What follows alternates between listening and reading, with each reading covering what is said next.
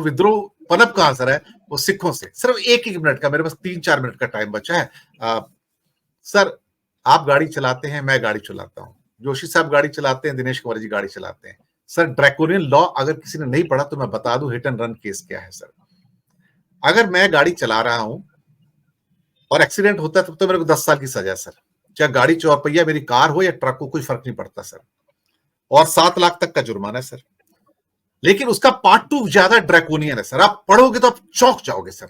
Law कहता है, अगर आप गाड़ी चला रहे हो और गलती से कोई पैदल चलने वाला आपकी गाड़ी के सामने आ गया और उसको चोट लग गई या कुछ हुआ गलती से, मतलब गलती किसकी है? नियमों के विपरीत अगर कोई व्यक्ति आ जाता है आपकी गाड़ी के सामने और उसको कुछ हो जाता है, तब आपकी सजा 10 साल से कम करके 5 साल हो जाएगी और जुर्माना कम हो जाएगा।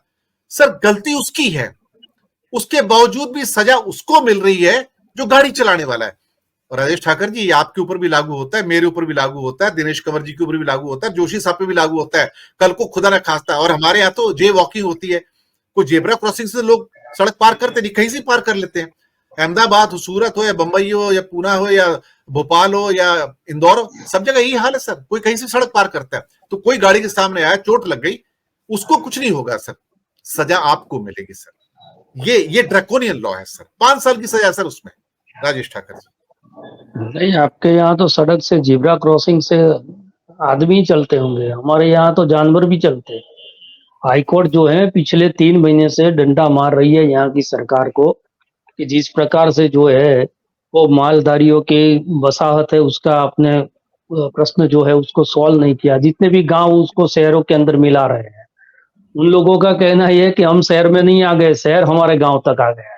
तो उससे समस्या जो है वो सड़कों पर जानवरों के घूमने की होती जा रही है और उससे बहुत सारे अकस्मात हो रहे हैं। तो सारी चीजें हैं, लेकिन जिस प्रकार की इस विमर्श से एक बात निकल के आती है कि ये सारी चीजें जब तक लोगों के जहन में नहीं आएगी, लोग जो है 2014 के पहले का हिंदुस्तान और 2014 के बाद का हिंदुस्तान, इसके बीच की जो बारीक जो रेखा खींच दी गई है उसको नहीं समझ पाएंगे, तब तक जो है मैं समझता हूँ नरेंद्र मोदी सफल है।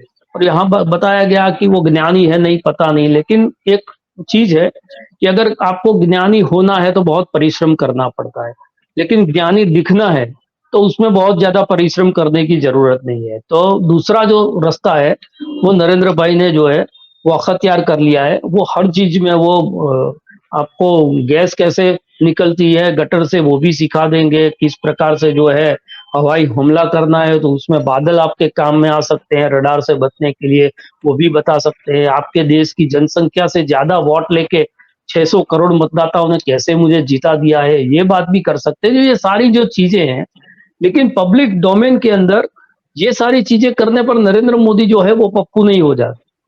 लेकिन दूसरी तरफ से अगर कोई काटा हुआ वीडियो कुछ भी आता है तो उसको सामने लगते हैं।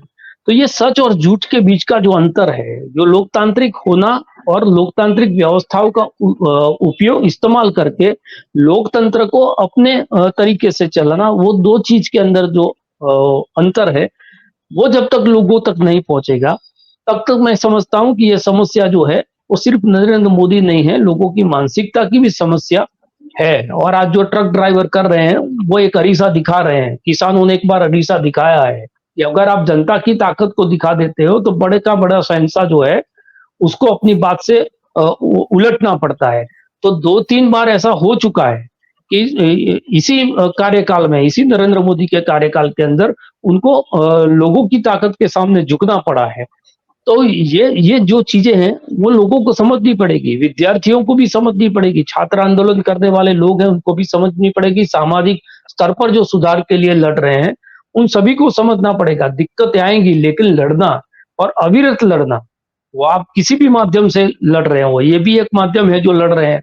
अगर आप लेखक है तो वो भी आपके पास एक माध्यम है, अगर आप शिक्षक है तो भी सिलेबस के अंदर नहीं है, लेकिन आप शिक्षा के दौरान जो है आपके लोकतंत्र क्लास के अंदर लोकतंत्र को पैदा करके उस लोकतंत्र को जो है बच्चों के बीच में ला सकते हो। तो बहुत सारी ऐसी चीजें हैं जो आप अपने रूटीन व्यवहार के अंदर, आप अगर ऑफिस में काम कर रहे हैं तो वहां पर भी इस सारी चीजों को लागू करके लोगों को समझा सकते हैं कि सिर्फ डंडा चलाने से या सर काटने से सत्ता बनती थी, वो समय चला गया। अब सर गिन के सत्ताएं बनी जाती है, तो वो सर काटने वाली जो मानसिकता है, उस मानसिकता से अगर लोकतंत्र को चलाया जाता है तो सर गिनने वाली मानसिकता है, उसको एकजुट होना